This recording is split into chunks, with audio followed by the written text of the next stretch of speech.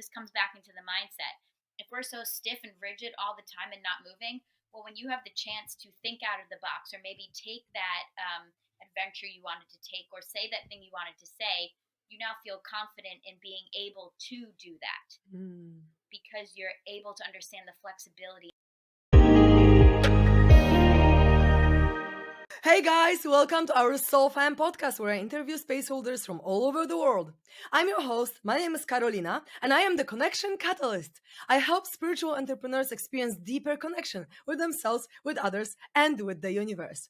Today on the show, we have Casey Mauro, the Neuroscience Holistic Health Practitioner. Welcome to the show, Casey. How are you doing? I'm doing well. How are you, Karolina? I am doing really, really good. I'm just in Spain, enjoying the sun and the palms around me. I'm just feeling really amazing and super excited to talk to you especially about other topics that we're going to touch upon. But before we jump into these topics, I would love to ask about your story. What has inspired you to become the health practitioner, to do what you're doing? What has inspired you also to work with cacao as a medicine? I would love to hear your story behind, why you got to do what you're doing right now. I think that's a loaded question, but a very good one at that. I continually being curious. I've been curious my whole life, apparently. That's what I was told when I was very little. I would always ask why, and they'd be like, oh, here she goes again. And so I grew up a dancer. I still am a dancer through and through. That is my soul is a dancer. And so being a dancer, you're obviously very curious in the somatic sense and in your body all the time. And then slowly that leaks into nutrition because nutrition fuels you. And you get injured a lot being a dancer. The way I was doing it anyway, running around New York City, dancing way more than my body wanted to, not giving myself the proper nutrients or rest or self-care that I needed, and then eventually got burnt out and wondered why I kept getting injured and sick every time I had a little bit of a break. That definitely was a big part of the reason I began Breathe, Move, Recover, and finding ways to help myself so I didn't always have to be running to doctors all the time. And I didn't like the way doctors were handling things either. But that aspect also paired up very well with my love for math and science. Academically, I'm such a math and science person. I always have been. And I thought I was going to be a doctor when I grew up, a dancing doctor. And, my family, my school, their case is going to be a doctor. And in my head, I'm like, I'm going to be a dancer first. And if there's time, I'll be a doctor. But sure, go ahead, say what you choose on that. So I was always very much interested in the inner workings of the body from a molecular perspective as well. And so I went on to continue to study biology and neuroscience in college. And then alongside studying it in the books, I happened to get my first concussion. So I got to live through quite the experience with the brain and traumatic injury in that sense. So I was dancing, of course, and I was like really going for it. And we went down, and you just smash your head down this way, but I like literally smashed my head down onto my knee and got a concussion. But as a dancer, if you hurt yourself, you keep going. You don't stop. And I was like, it's fine. I'll be fine. Keep dancing. And then I went back, somehow made it back to my apartment. And at the time I was living in New York City. And my roommate was like, your eyes are dilating funny. You need to go to the hospital. And I was like, no, I'm fine. I was in an off-Broadway show at the time as well. So I was like, can't be hurt right now. Cannot stop moving. And eventually I went to the hospital, and the hospital looked at me and they're like, well, you're not blacked out. We can't help you. Sorry. And I was like, all right, I'm going home. And so I just had headaches all the time. And I thought it was from being under stage lights. And then I happened to go to Vegas in that time frame as well. And Vegas is just tons of lights all the time. And then about 3 months later, I was at a dance rehearsal, and I had a part where I had to jump on my partner and bear hug him and then spin around in a circle and then drop back upside down. So that's a lot of brain movement, obviously. And I remember after that rehearsal, or like towards the end of it, I was like, I think I'm going to throw up. And this is, 3 months after I'd got my concussion. So I didn't know what this was from, right? Somehow, again, made it back to my apartment. I lied down on my bed and just like my body was done. I called my parents from New Jersey and I was like, the world is spinning. I can't move. I can't get out of my bed. And that moment, I was like, all right, I guess we're getting an abrupt halt right now to life, to dance, to everything, to school, all the things. And so I remember my mom and I think my grandpa came up with it. They literally walked up 5 flights of stairs, scooped me up out of my bed, and had to carry me down 5 flights of stairs from my apartment, put me in the car, and brought me home to New Jersey. And they just lied me out of my bed. And I remember my parents just looking at me like, we don't know what to do. It's a Sunday night. Can't go anywhere. But I just felt like the world just kept spinning and spinning and spinning. And so the next day I went to my neurological chiropractor that I had gone to, like when I was little, my family uses him. And he looked at me and he was like, you have a concussion. He's like, you've had a concussion for 3 months and whiplash. And it was never taken care of. Because the hospital was like, you're not passed out. We can't help you, but here's $100 bill because you walked in the door. And I was so angry because, number one, the way the system handled it. And number two, because I obviously was ignoring signs from my body that I needed a break. And I just kept pushing through, as we do, right? We find other things that are more important than ourselves. And so I went and got an MRI to make sure there was no bleeding in the Wow. brain or any of that. And that came back clear, but I was still nauseous and dizzy every single day. Like I would turn my head and my body would keep spinning and I'd feel like I want to throw up. And so the neurologist that was reading my my MRIs, he's like, okay, there's no vascular damage. And I was like, okay, but I still feel nauseous every single day. And I'm a dancer. Like I spin a lot. I live in New York City. The subway's a lot of movement. And he's like, well, here's some vertigo pills and you should probably stop dancing.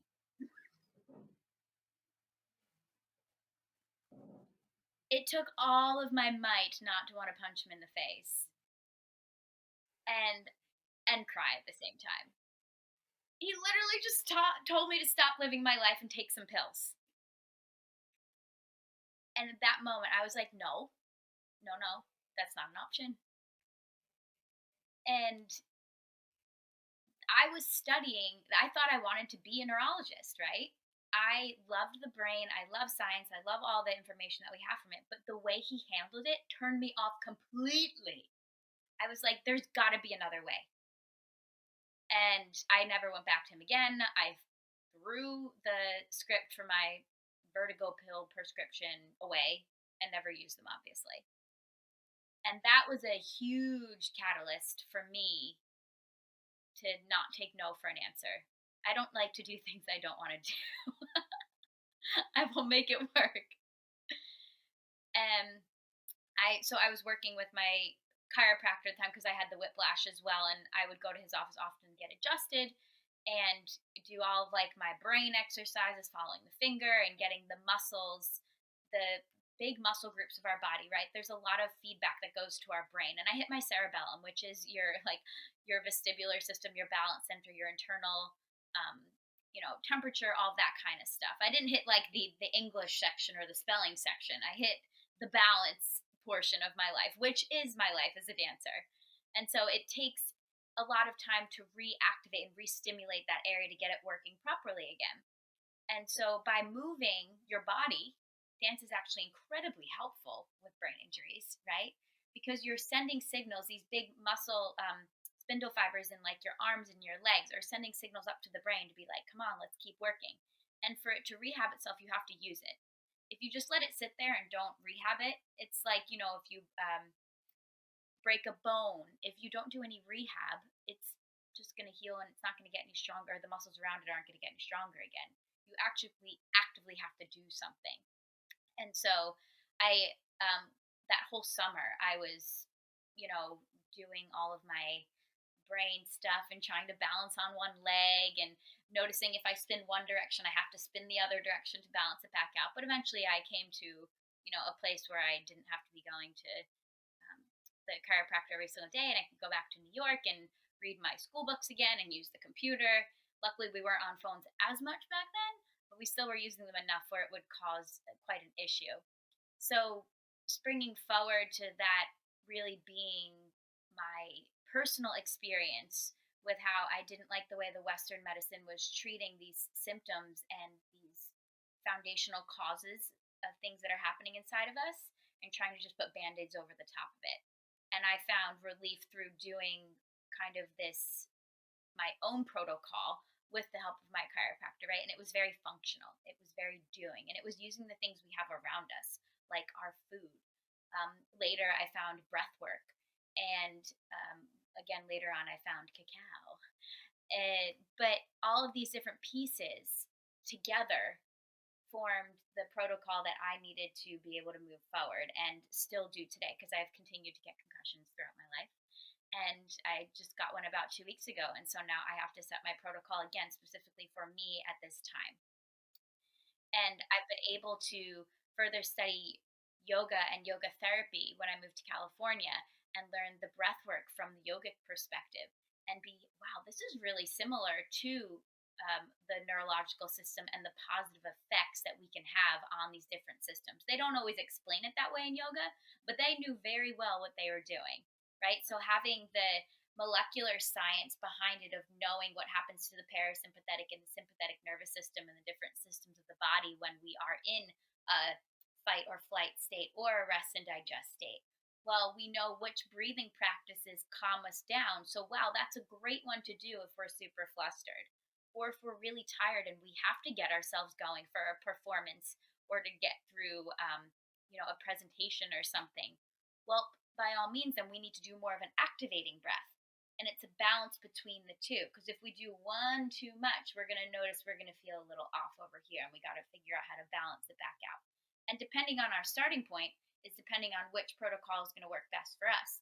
Where, if somebody is super high sprung all the time, well, they're going to need more calming breath to bring them back into balance. And they're going to eat different foods depending on their constitution from I studied Ayurveda as well. So if someone is a super earthy person, well, yeah, they're going to better be able to live off of like salads and the vegetables and all that. But if you're Vata like me, super airy, I need like meat and warm, heavy, unctuous foods in my body at all times. So maybe, a juice fast isn't the best for me. People love to talk about, oh, I'm so healthy. I juice all the time. Yeah, maybe that's okay for you for a little while. But for me, that would send my blood sugar skyrocket high and I wouldn't have enough nutrients to get through the day. And see, so this is where really looking and under the microscope to the details of these different things we know to be healthy. People are like, oh my gosh, you eat meat? I thought you were healthy. I was like, yeah, exactly. And again, that's for me. And there's a lot of people who I've been able to help who are very similar to me, or even if you're completely different than me, I understand this concept of everyone is incredibly unique. And so what foods are going to work for you may be very different than the foods that are going to work for your significant other. And this becomes a thing when people, you're married to somebody and you're like, what do you want for dinner? Well, you're going to want to share a meal. But if you're two completely different body types and you have two different health situations going on, eating the same thing might not be the greatest. And we need to look at these details and go into the science and the nitty gritty, not just be like, oh, kale is healthy for us. Yeah, I understand that. Although it's pretty interesting that you say that as Vata you need some like meat and whatever, because I'm Vata as well, and I feel the best while I'm vegan. Like it's the best, not even comparable to when I was vegetarian. I feel like veganism is just the best thing that has ever happened to me. So again, it boils down to everyone is an individual, and you just gotta try a few different things and then see what works for you. Because for someone that has even the same constitution in Ayurveda and maybe the same whatever else, it might not work in the same way. And so you need to just try it out for yourself, because we are so different and everything affects us. Like all the energies, where we are from, I even think affects us, because then there is another energy and our ancestors and all these things. So we need to just look at how we feel and just try for ourselves. So yeah, thank you so much for sharing your story. It's really, really cool how you were able to bring yourself back to balance in all these different ways, really, by just not doing the classical or mainstream medicine, but actually finding your own medicine for yourself. So I'm super curious, what exactly did you do to get out of this ailment, let's say? So what have you practiced? Like, have you practiced like these neurological exercises, and have you changed your diet at the time, or how did it So, play out for you?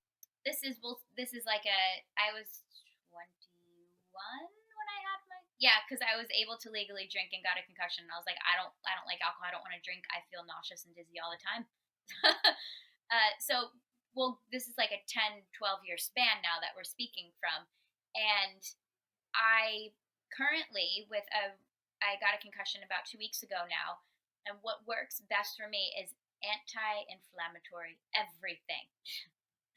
And inflammation is, I say, the basis for most disease that we come across and most symptoms, right? Whether we have a chronic disease like celiac or rheumatoid, or if we truly just, got like we banged our elbow and got an injury, we have local inflammation.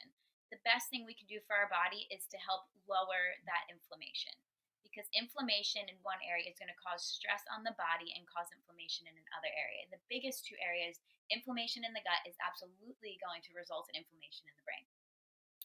And what happens in our gut, we produce 90% of our serotonin in our gut, and that's, we call our happy hormone.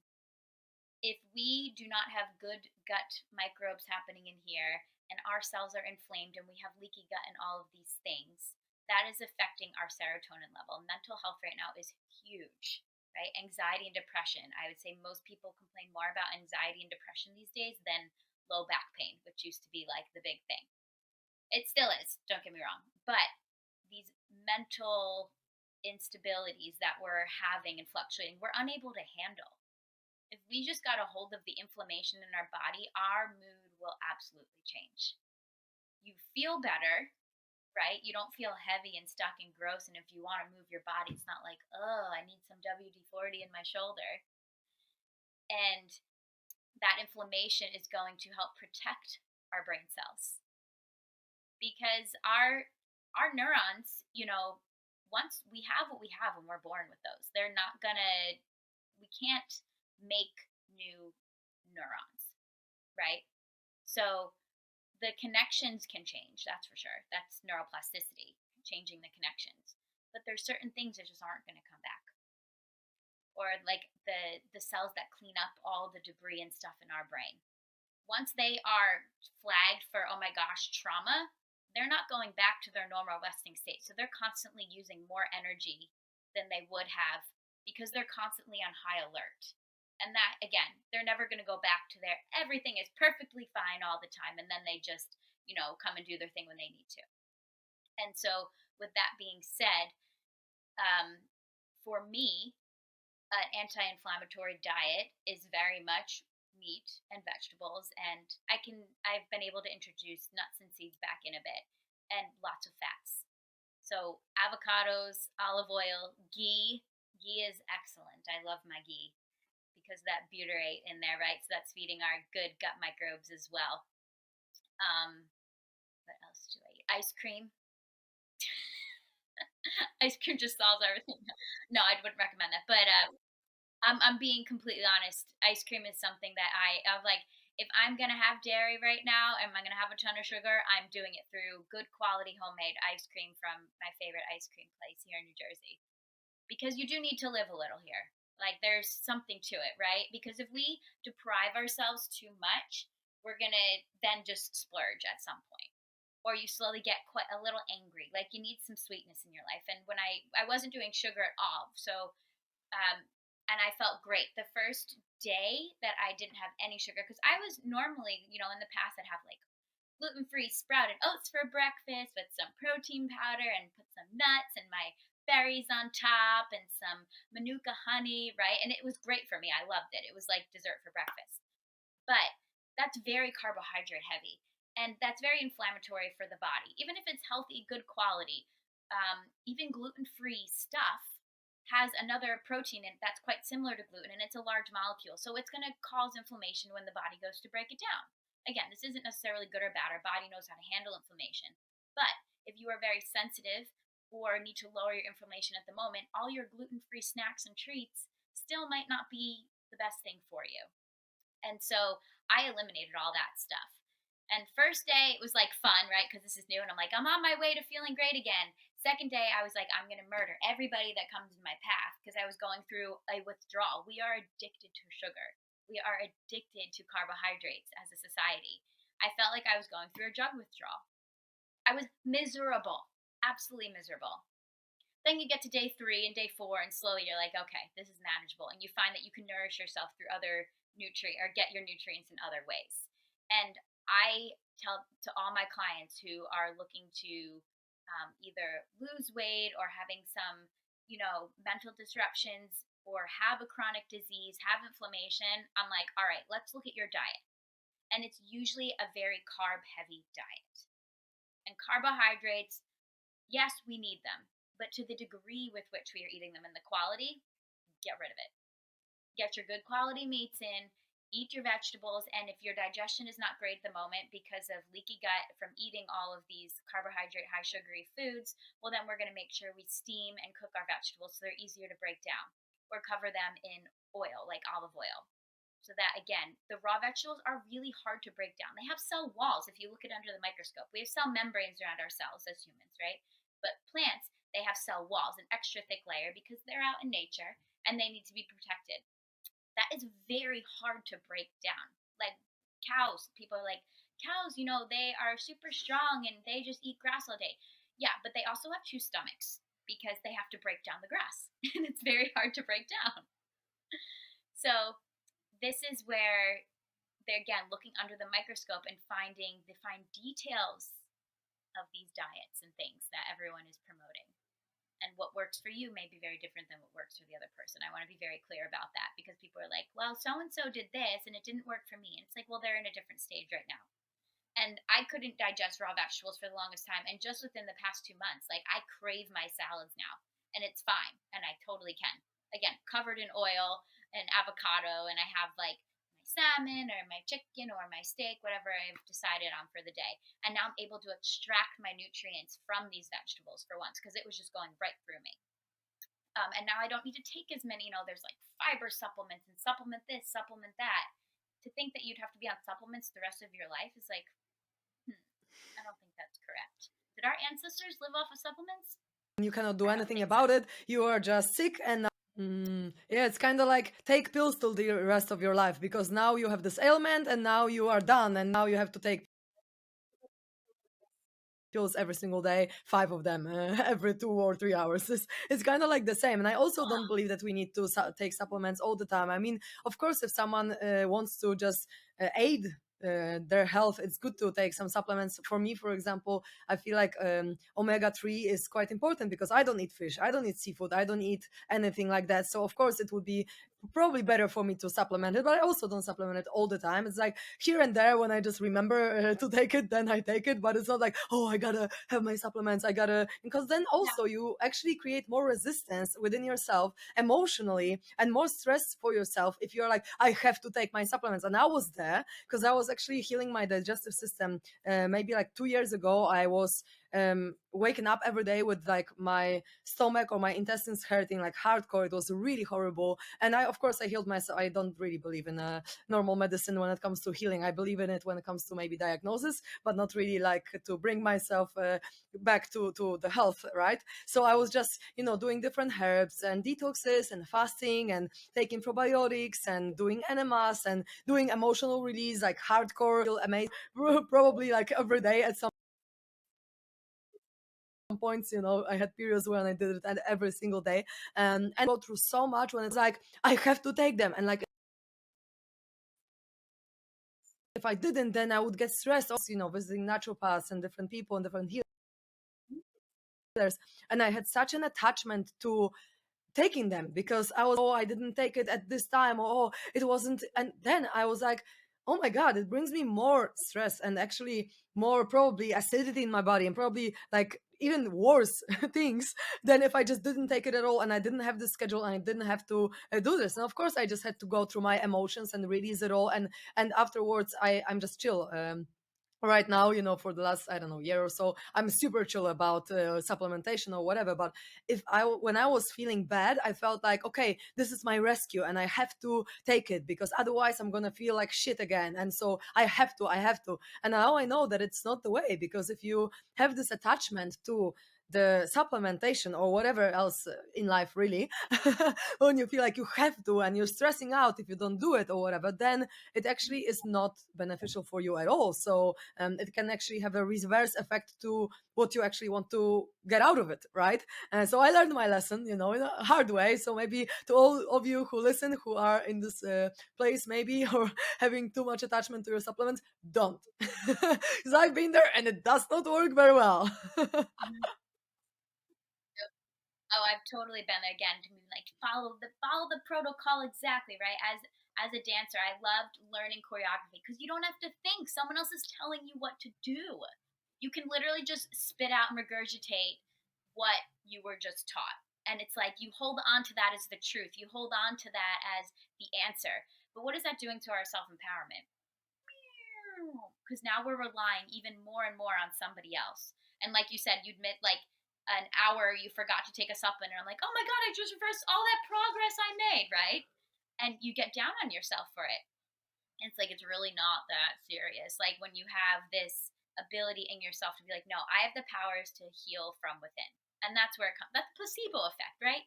They've given people in studies like water pills and telling them it's like a weight loss pill or something, right? And they're all of a sudden happier and they're now more excited to go to the gym and walk and do these things. So now that's really where it's coming from, right? And so the movement part, that's huge for me. I am a born and raised mover. I do not sit still well. I'm that person on the plane who's like moving around, trying not to get up, but you do anyway. You like take your leg and you're stretching and doing all these things. But you know what? We're meant to move. We're not meant to sit. Sitting is the new smoking. Sitting is like the worst thing we could do. Stagnation, the just it's boring. Our bodies are not meant for that. Move around. The first thing I do when I wake up in the morning is I wake up and I move. Whether it's a strength workout or if there's waves, I'm going surfing or ballet. I love ballet because and it's working really well for my vestibular system right now. It aligns you. You're so aware of where every little piece of you are. It's a very somatic experience. So you move throughout the day confident in your own skin. And my back feels great. My hips are aligned, right? You've lengthened through your toes and your arms, and you've activated your core, your stabilizers. I love doing my ballet in my underwear and socks in my dining room every morning. It's wonderful. I think everyone should do ballet every morning if you're not into anything else. And not every morning, like 3 or 4, because then other mornings I'm doing my weight training because I need the weights. I need to feel the gravity. I need to, again, because I'm like super airy up here. I need something to remind me that I'm on this earth right now. So weight training for me, again, humbles me because if there's a weight, you have to have proper posture. You have to have the correct form, and you're going to be utilizing all the correct muscles because it's heavy. You can't just use your arm. You got to use your back.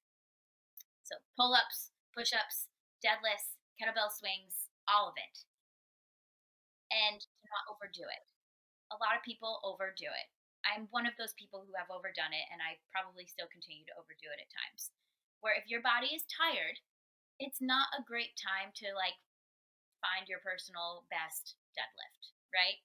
Maybe it's a day to do ballet where you're not adding extra weight to your body, but you're still moving and engaging. And you will feel so much better after. And so movement for me in the middle of the day, if I've been sitting at the computer having to do a bunch of stuff, I'm going for a walk on the beach for an hour, putting on my headphones, listening to a podcast and going. Because I need that movement to focus myself. And now the mind is clear, and now I can sit and work again. Or for bloating, a lot of people complain about bloating, and it's just you need to like move stuff around. My sister just had a baby, and you know why do babies get uncomfortable? It's because they can't like walk it off, and you have to like rub their stomachs, and they have these cute little warming owl things you can put on their stomach to help get the movement going because they don't have legs to walk to do it. What do we need to do? We just need to go for a walk, and that will make your bloating disappear for some of you if that's what it's coming from. We have to move the spine. It's supposed to move, right? If we don't move it, it's going to get stiff, and then we calcify, both physically and psychologically. If we are injured, the body wants to protect itself, and it will throw scar tissue all over everything. Calcification, right? That's why bone is more than muscle. It just has more calcium deposits and all of that. So when we have this calcification, this mummifying, it gets very stiff because it doesn't want to get injured, doesn't want change. When they put a cast on you, right? What do? They want you to keep it stiff so that it can heal. But when you take it off, your wrist is like, half the size because you lost all your muscle from not moving it. And now it's time to start bringing it back, because otherwise you're going to be stiff and afraid now to move in any different direction. And so this comes back into the mindset. If we're so stiff and rigid all the time and not moving, well, when you have the chance to think out of the box, or maybe take that adventure you wanted to take, or say that thing you wanted to say, you now feel confident in being able to do that, because you're able to understand the Mm. flexibility. And maybe it's kind of unknown and it's a little different. It's a little, wishy-washy. It's not exact. But hey, guess what? You have the wherewithal within you to do it. And so when we do that within our body, if we can find this freedom in our body, well, now that just opened up a freedom of expression in other areas of our life. And so again, that's how all these things tie together. We're breathing, we're moving, then the recovery part of it. Again, okay, well, now I want to feel this good all the time. So what food am I going to recover with? I'm going to make sure I get my, 8 to 10 hours of sleep, whatever is working for you. And I'm going to do my meditations. I'm going to seek out other people who appreciate me for what I do, and not think that I'm like weird or always putting me down or thinking that the world is awful right now. We need to surround ourselves with people who are doing this as well, so that we can feel empowered to continue on that path without getting sucked back in. You can go like, people are like, I went on a week-long retreat and everybody's all kumbaya and happy and life is wonderful. And you're like, yes, I got this. You get on the plane, you go home, and everyone else is like, oh, everything stinks. I need more money. Everything's so expensive. Gas, meh, meh, meh. And then you get sucked right back in, because our brains will always go back to what it knows, because that's safe. And it takes a lot of practice to break those neural patterns to make those changes. So yes, we did it for a week and we're all empowered and in it, right? Because you're surrounded by all these people and the momentum is going. But the true test is when you go back to that place that you used to be, are you going to get stuck there again? Or are you going to know for yourself that you want to make that change? And are you going to continue to make those changes in your brain through the body? So we're creating new neural pathways, because the brain, the way it communicates with neurons, is it sends electrical chemical signals, right, from cell to cell. And it's like a dirt road. And the more you go down that dirt road and telling yourself these same thoughts, the road is going to get more easily paved, and it'll be easier to walk. So that's the easy answer. Now, if you want to make a change, you're going to have to cut down some trees, maybe do some more excavating, and it's not that easy. But the more you do it, now that's going to be the normal path, right? So now we've created a new habit. And this old path is getting all covered up with dirt again because you haven't used it in a long time. Now you're a new person. Your personality changes, your choices change, the people you're surrounded by change. Maybe you stand a little taller, you have more confidence, and you can tell that just by the way you're standing, because you're not blocking off your heart in a physical manner like this, right? Our heart is this electromagnetic, I was going to call it a species, but it's like a generator. And so when we don't want to share this, what do? We do this naturally. You can tell when someone walks in the room if they're going to be meek and shy, or if they're like ready to talk to somebody. Just because if you're meek and shy, you're going to want to protect your heart. But when you're like this, you're like, okay, I'm confident enough in myself that whatever you say to me is going to bounce off. It's not going to penetrate through me and bring me down. I And the slouch from the beginning of my life, really, and I slouch in exact same way as my grandfather. Interesting, because what I found is that, for example, I am a very confident person in terms of I don't really perceive myself as shy. I'm extroverted, but and of course I'm working on my heart chakra because there was abandonment wounds and whatever. But everyone always tells me when I slouch, my posture is exactly as my grandfather's, and it kind of yeah, it's pretty interesting for me. So, what do you think about slouching itself? If, for example, I only work on my posture and my movement, and I only work on the physical side of it, right? Would then automatically it would affect the way that my heart is opening, or whether I work on, let's say, an emotional charge, right? And the emotional baggage that I have in my heart, for example, the daddy issues, abandonment trauma, whatever else there. And then my body will kind of respond to it and then open up itself. How do you see it? Or is it both? Yep, it's a self-feeding system, right? And there is a genetic component to that as well. If genetically we're like, oh, you look so much like your mom, or you look so much like your grandfather. Yeah, it's because we have DNA and genetics. And our bone structures are very much going to be similar to our family. Like, if you know you have that in your family, I do as well. My grandpa was very hunched over.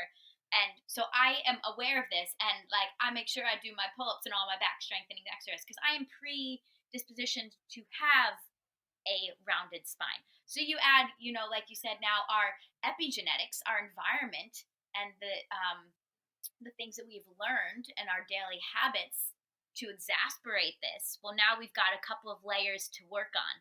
And like you said, in yoga, the koshas, all the different layers. And I think everything does stem from that like emotional relationship place. That's like the middle one. And then everything else of that is a symptom of. So for you, for example, if you know that this is something genetic, right? Cool, fair enough. That you can work on physically all day long. But if you're still having an emotional something going on in your heart, well, that's going to win. 80% of the communication from our heart to our brain, 80% of the communication goes from the heart to the brain, and only 20% really goes from the brain to the heart. Vice versa, in Western cultures, we are taught that this means everything. Learn more, study more, smarter, right? But that doesn't necessarily mean heart intelligence. And so we have to work on this heart intelligence, listening to this heart intelligence. And it's always there. It's just, are we able to allow that information to flow up to our brain then to make the decisions and discernment that we need? So for you to be able to be doing all these heart, and they call them, heart opening practices, or even, it sounds silly, but there's science to it. Heart opening yoga. When you do a back bend and a bridge, you're quite darn vulnerable and you feel it. Why? Because you're revealing your heart center, your chest to the world. Your deepest secrets are being revealed through a vibration, not the words, right? Because you're not necessarily speaking. And this is where Cacao has changed my life, has allowed me to change my life. Right? Cacao doesn't have the magical powers. Cacao is just like, reminder, you have it within you. I'm just going to unlock this key on your endocannabinoid receptor. And, you've got some phenethylamine in here and some theobromine. Oh, look at that. You did it all by yourself. And I'm like, Cacao, you're the savior. So this is when using, nature, the plant medicine of nature, cacao, which for those of you who aren't familiar, cacao is the purest form of chocolate. It comes from the Theobroma cacao tree. So before we get our Hershey's candy bar, it's actually in a tree, in a pod, and little beans. They kind of look like coffee beans, and then they get ground up, or fermented, ground up, and into a paste, and now we have cacao. And then to make chocolate, what they do, they further high heat it, strip it from the delicious, healthy fats, and you're left with the powder. Then they add milk and sugar, put it into a candy bar, and 99% of the world is happy with it. But it loses its medicinal properties. So before they go through all that process, cacao is incredibly medicinal. And the Aztecs and Mayans knew this. And cacao found me, like, it's people are like, oh, when did you find cacao? And blah, blah, blah. I'm like, well, it's like a puppy. When you go and there's a bunch of puppies and you're like, which one do I want? And the one that run towards you, you're like, okay, you chose me. That's how I felt with cacao. Cacao found me. I didn't know cacao existed in such a form. I only knew of cacao via cacao nibs that you would put on your smoothie bowl, right? And now that I've been able to work with cacao and work with a medicine woman with cacao for quite a long time now, I am just beaming every time. I can just think about it now and I get excited. I don't even have to sip my cacao. But what cacao did for me was sipping, you make it into like a hot chocolate situation, right? And you drink it, and it truly does open your heart. Cacao, she gave me the biggest motherly warm hug that I didn't know existed. I felt so loved for the first time and safe and supported. I felt like I had this like safety net that I could just relax back into and then think clearly and see, what do I actually want? Because when you're in a safe space, that's when you can truly, I think, feel and listen to your truest self. Because if we're in a threat mode, we are not worried about creativity. We are not worried about our dreams and aspirations. We're worried about survival. And the body actually sends blood to our extremities. It increases our heart rate because we're getting ready to run away from danger. This is not a time for planning and repairing and dealing with our heart wounds, right? So what cacao does is helps us vasodilate. So we're going to calm down, lower blood pressure, and we get a little bit of stimulus because we get an increased heart rate from that theobromine. But we're releasing endocannabinoid, anandamide in our body. Phenethylamine gives us this self-love feeling, and we're increasing our serotonin and dopamine, right? All these feel-good chemicals in our brain and body. So now we're in this space of, yes, what can I create here? What do I actually want to listen to? And it is a full-bodied experience. It's not some like, psychedelic drug where people like go off and you're separated from your body. No, it's very internal. And you feel so attuned with yourself inside. So that it's not so far off then when you wake up from your meditation or you finish sipping your cup of cacao. It's like, whoa, whole new world. No, I'm like ready to integrate. And that's the drink. She gives you this earthy grounding anchor, but also lets you fly free high into the sky with that safety net intact. And so it's practical, it's useful, and you use these experiences then to make changes in your life.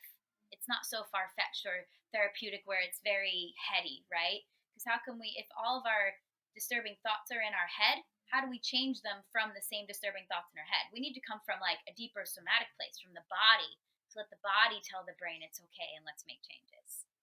And working with cacao and seeing others with cacao, whether we're dealing with addictions or relationship issues or personal self-worth issues, it's with one cacao session, you're like, all right, I can see where there's light at the end of the tunnel now. And it's delicious. It's chocolate. I know you love cacao as That's well. amazing. So you're like, yes, cacao. I am a big lover. I am a big cacao lover. I have medicinal cacao in here, and I even am running a cacao ceremony on Friday as well, because like as we spoke before, for me the best thing is just chocolate. So I'm a chocolate lover. So for me, cacao is just my medicine, and I know that. But I'm curious to know how you use it in terms of, for example, do you have a cup of cacao every single day in the morning as like a little ritual? And also, what do you feel that like how do you feel people are using it? Because we cannot really compare a normal, let's say, next Nestle cacao to like a medicinal, really amazing quality cacao, right? And people might just drink a normal cacao in everyday life, but it might not have the same effect on you as the real raw stuff, right? Where you really cook it and you do it with intention as well. So I am a big believer in like the medicine of cacao. So I don't really use it as like, okay, I just want to have a cup of cacao, I'm just gonna drink it and whatever. It's more like, okay, if I do the ceremony in terms of like raw cacao and I have, really good quality from Peru or whatever, then I really intend before I drink it. I set an intention. I really bow to it. I do it with reverence rather than, because of course I sometimes just have cacao to drink just to warm myself up during winter, but that's a different story for me, at least personally, than actually working with it as the medicine. So yeah, I'm curious like how you use it, and also what do you think about using it kind of like, let's say, recreationally?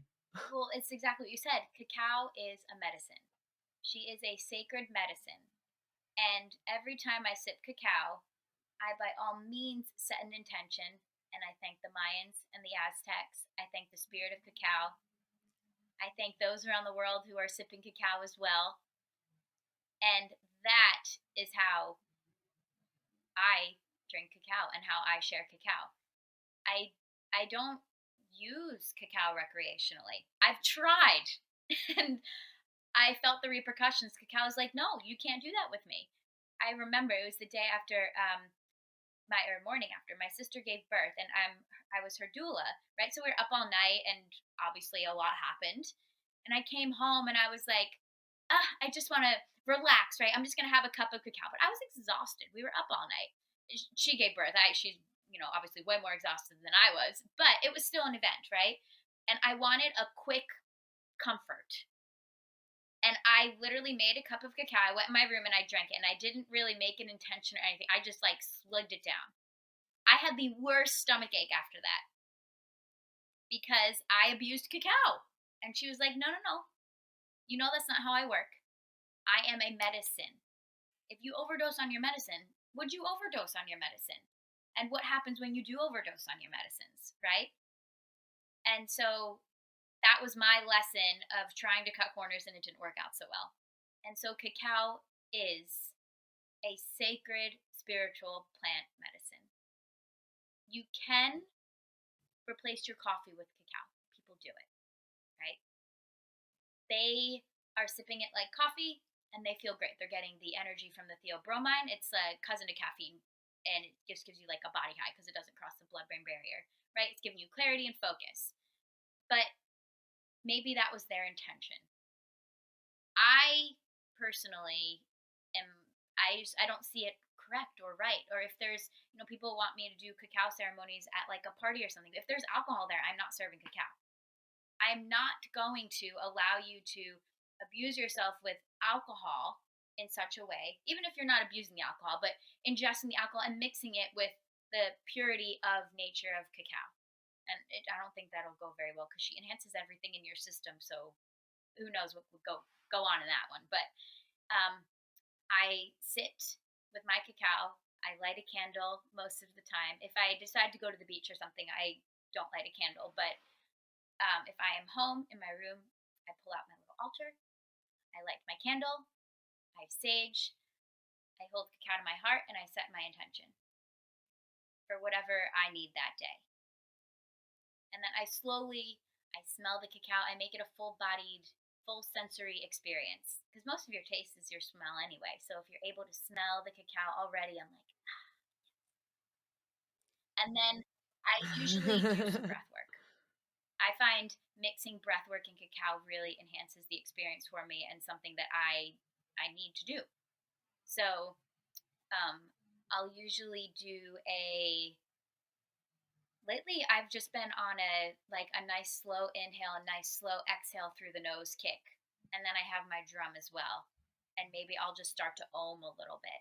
Very monotonous things. Nothing crazy. You don't need to be doing all these, okay, do 2 of these and 3 of these and 1 of these and that's like too much, right? Keep it simple.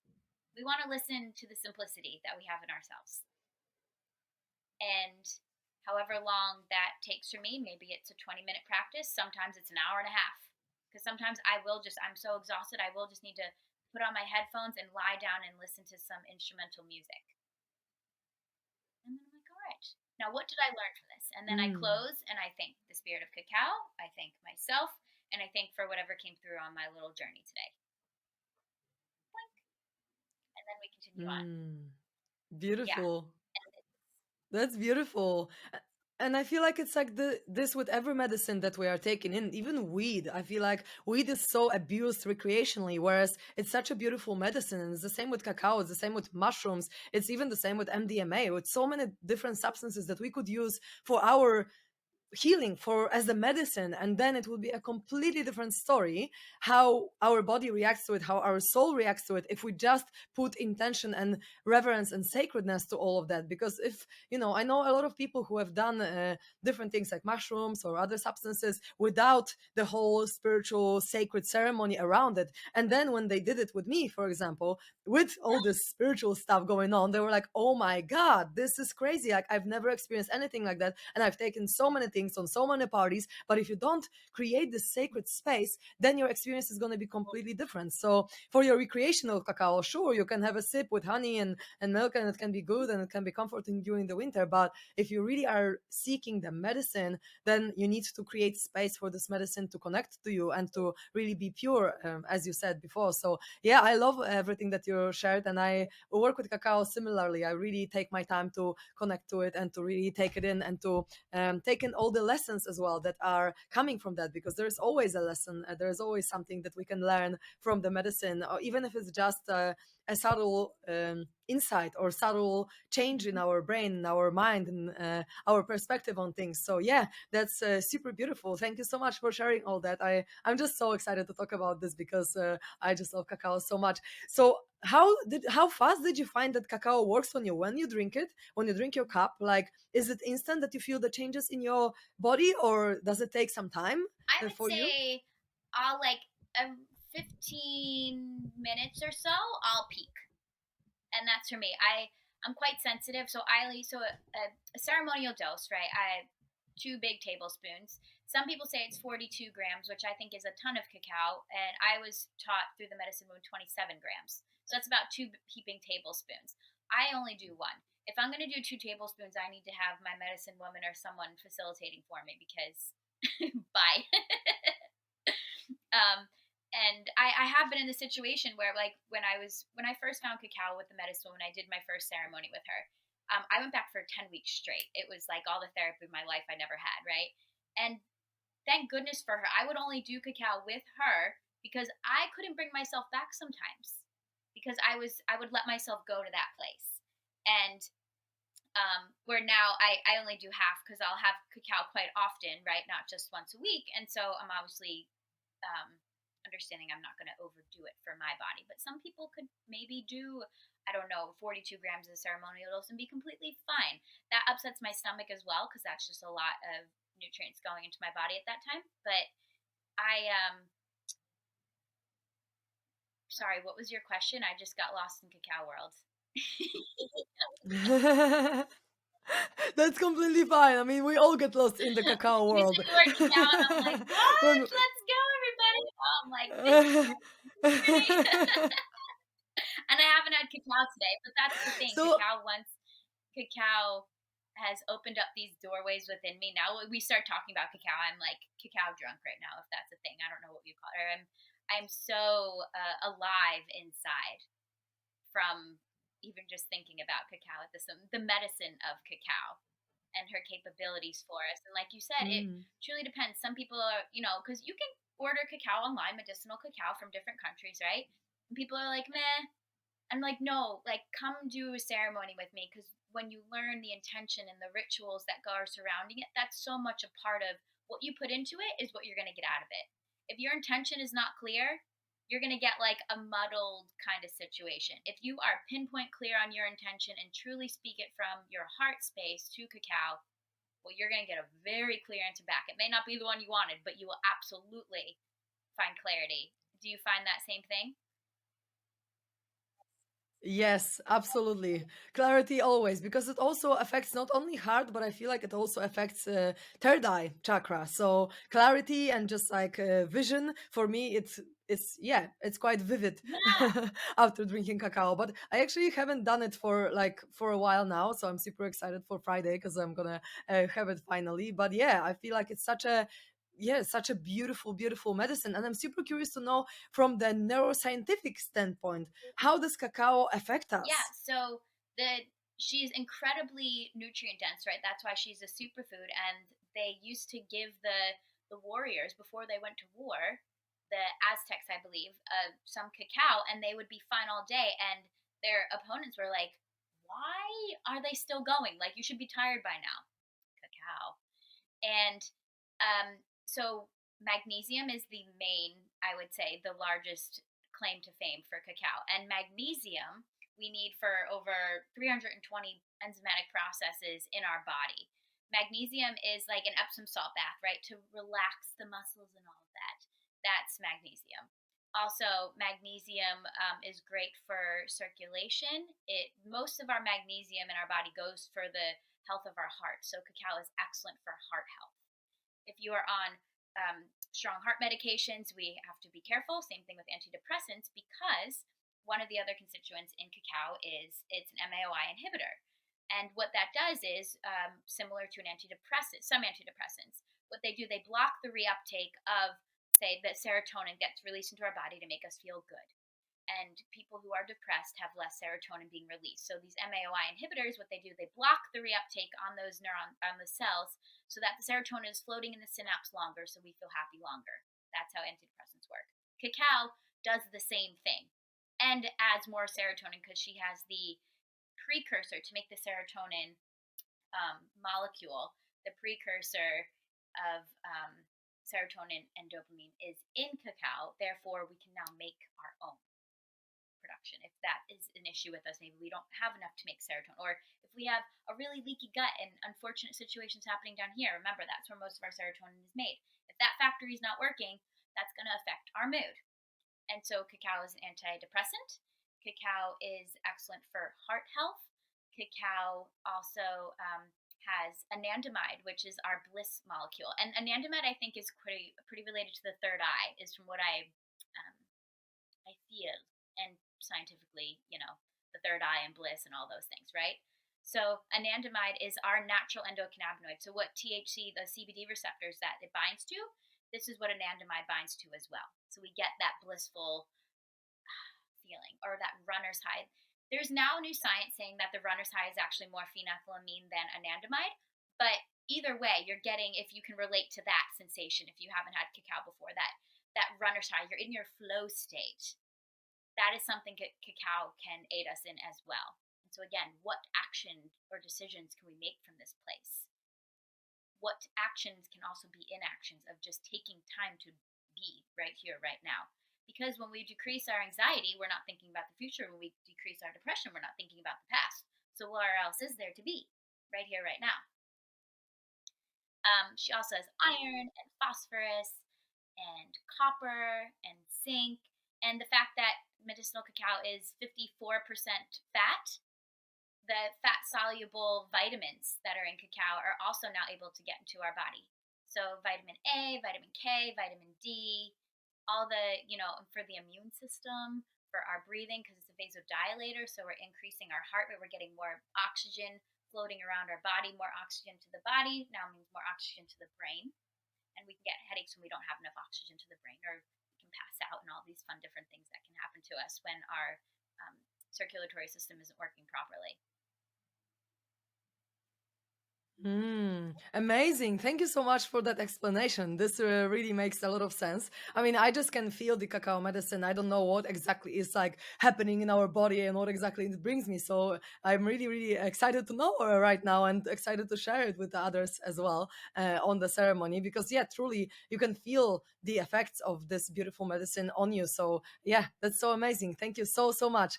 And so I have one last little question. If someone is really interested to breathe, move, and recover, as your motto says, what is the best way to contact you and to find you and to maybe work with you? Because yeah, you're so knowledgeable in so many different ways that a lot of people might be interested to meet you and to talk to you. Yeah, I love sharing and educating people, because again, it's like we build our own toolboxes, and then we have a bunch of tools to pick from when the time is necessary, right?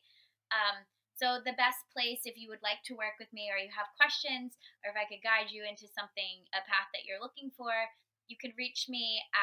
My email is casey@caseymauro.com, CASEY at CASEYMAURO.com. My website is www.caseymauro.com. And my social media Instagram handle is Casey_Mauro. And my YouTube channel, I actually have no idea what my YouTube channel is, but I'm pretty sure it's just under my name, Casey Mauro. I've never looked it up before. You don't have an idea what it is?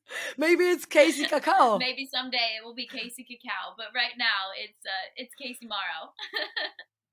So yeah, I would love to connect with as many people as I can from around the world, traveling the world and tasting all the different cacaos. They're all slightly energetically different as well. And so understanding someone's purpose for wanting to work with cacao, or wanting to improve their health or create routines and rituals in their life, is really important, because then if we decide to work with the cacao, like, Bali cacao is the one for you, or this Guatemalan cacao, or this ancestral grade Guatemalan cacao, or this Costa Rican cacao.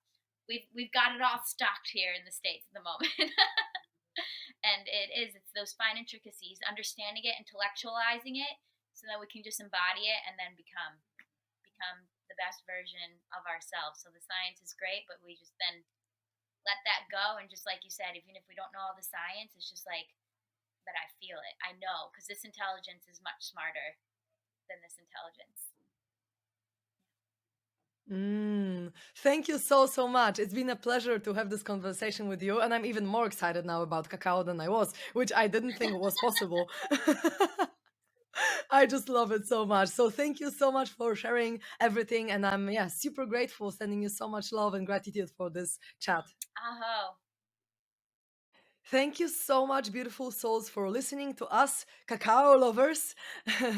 It's really great that you're listening to us. And if you'd like to follow us on Instagram, it's We Are Soul Fam. You can find us and see all the snippets of people that I've been speaking to. And if you'd like to follow me, I am The Connection Catalyst. I also have my Polish Instagram with more of a travel stuff and content in Polish. That's karolina.kuraj.